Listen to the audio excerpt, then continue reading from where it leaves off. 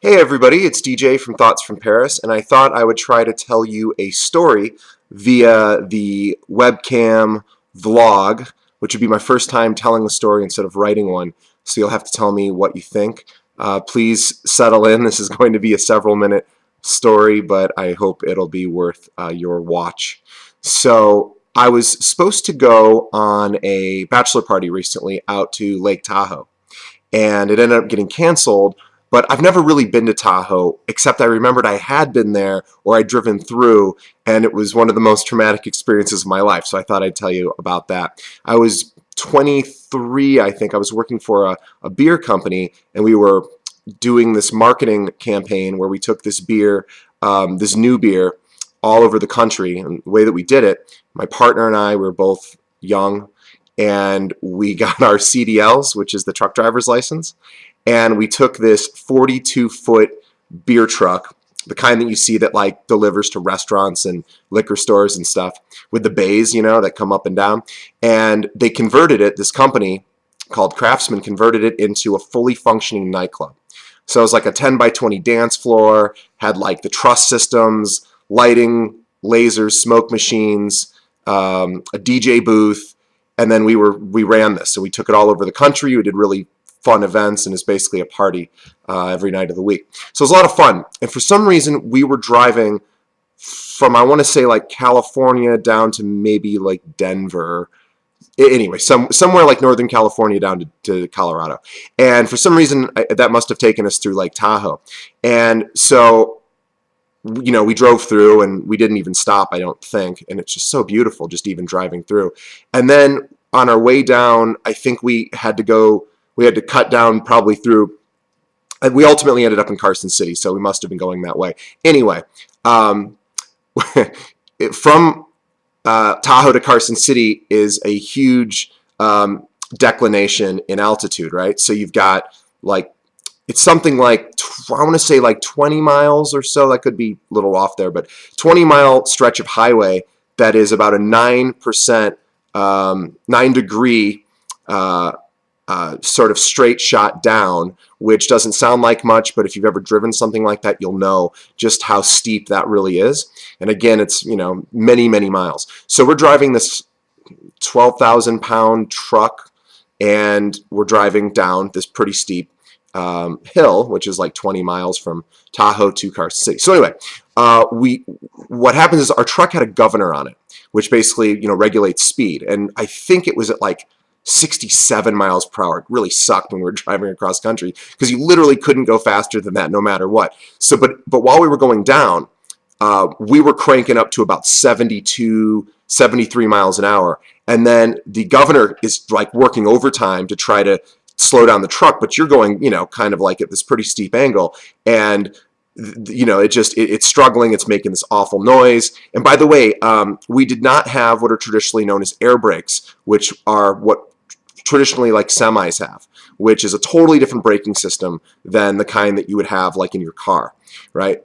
So anyway, we're going down. We're probably maybe halfway to 3/4 of the way down, and all of a sudden smoke starts coming through the vents, and immediately and like a metallic smell and something really nasty. And my partner, I was driving, my partner Scott was next to me, and we kind of just thought, well, it's got to be like a wire that got loose and maybe like, you know, is grounding against something and it's sparking and, you know, maybe on fire. It had that sort of metal smell. I didn't really think much about it other than, well, this is kind of weird, you know, but yeah, it's not that big, probably not that big a deal, because it smelled like wire.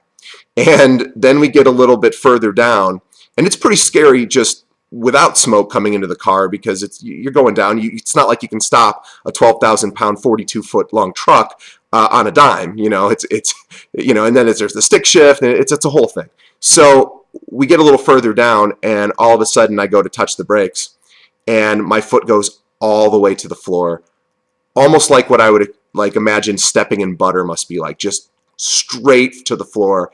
And I realized that we do not have any brakes. And we've probably got 5 to 7 miles to go on a relatively busy highway going straight down with no brakes. So I turned to my partner and I said, we don't have any brakes. And he didn't say anything, and he looked at me and I looked at him, and then there was just pure terror between the two of us. We may have held hands, I don't remember, but it was so scary that I didn't, like some people pray when they're like, oh my God, I'm going to, this could be the end.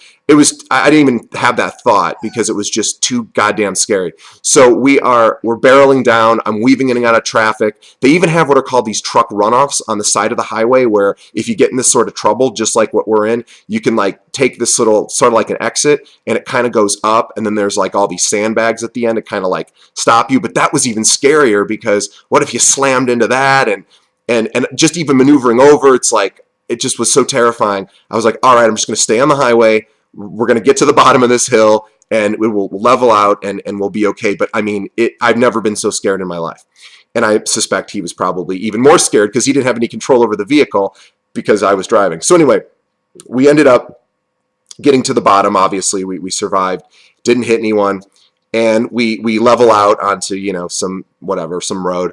And we pull off into like a supermarket parking lot, and I was able to roll it in there, and we jumped out of the car and just about kissed the ground or the asphalt, but we didn't.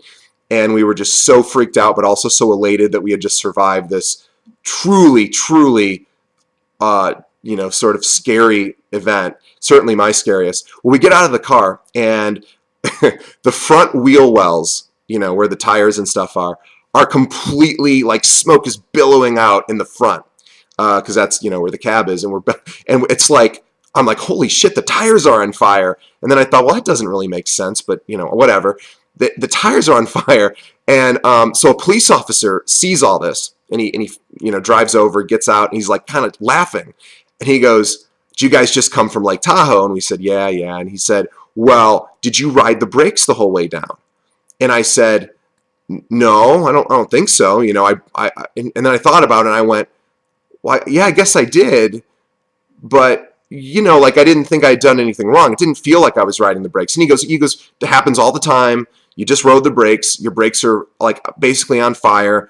Wait about 20 minutes and you'll be good to go." And sure enough, when you peeked into the wheel well, it was like this red burning, like when you put the cigarette lighter in your car and it comes out with those red coils. It was like that. The whole thing was like bright red, and you could have lit a cigarette off it. I didn't smoke at the time, but I would have for sure. This has been cool.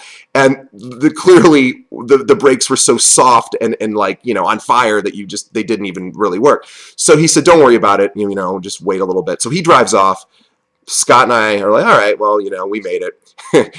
And lesson learned. And by the way, that doesn't really. He told us how to brake more effectively next time and appropriately, but that doesn't matter. So we get back in the car. The smoke's gone. We all, we're back to sort of feeling less stressed out and whatever. And we get back on the road, and I get about a block or two, and then there's a red light or something, and I hit the brakes. And again, right to the floor, no brakes again. This time I was only maybe going 30 miles an hour, so I was able to sort of downshift and do what's called engine braking and get down and get the truck pulled over. So I thought, well, that's it. I have destroyed this vehicle. The only vehicle for this particular beer in the entire country. It's not like there was a backup. We're stuck in what is now Carson City, and I'm clearly going to be fired. So I called and sincerely thought, well, this is it. My life's over. I'm going to be fired. And I called my boss, who also used to do these kind of promotions years ago. And I said, and I kind of played dumb, like, I don't know what happened. The brakes aren't working. And he said, well, what did happen? And I said, well, I'll just come clean. And I told him, I was driving down. I guess I rode the brakes, but I didn't think I was. I didn't mean to. And he goes, oh, I did that once, and the same thing happened. So he was like, not a big deal. We'll get it fixed. He goes, get an estimate. So we found this guy that works on semis, which is not easy. You'd think it might not be that hard. There's like one guy in Carson City who does it. And he's got like, these places, like these garages are just huge because they got to work on these massive vehicles that are, just thousands of pounds, right? Thousands and thousands of pounds. And so the cost, it was just the brake system was totally screwed. The cost ended up being over $10,000 just to repair the brakes. And again, I thought, oh my God, this is like coming out of my paycheck, which of course I didn't have $10,000. But we stayed in Carson City for a couple of days, which super depressing if you've ever been there. We're like one of these crappy little casinos where like people go to die, you know, and like the nickel slots, and just you just want to slit your wrists. It's so awful. And then we got on the road and we continued down to Denver, and I learned how to drive a truck down a hill without completely destroying the braking system. So that was my story. I don't know if this was worth listening to or watching, but if it was, if you have a scary story, please feel free to share it, and I'd love to share that with my readers as well. But I will do this again if you guys like it, and thanks for watching. Okay, bye.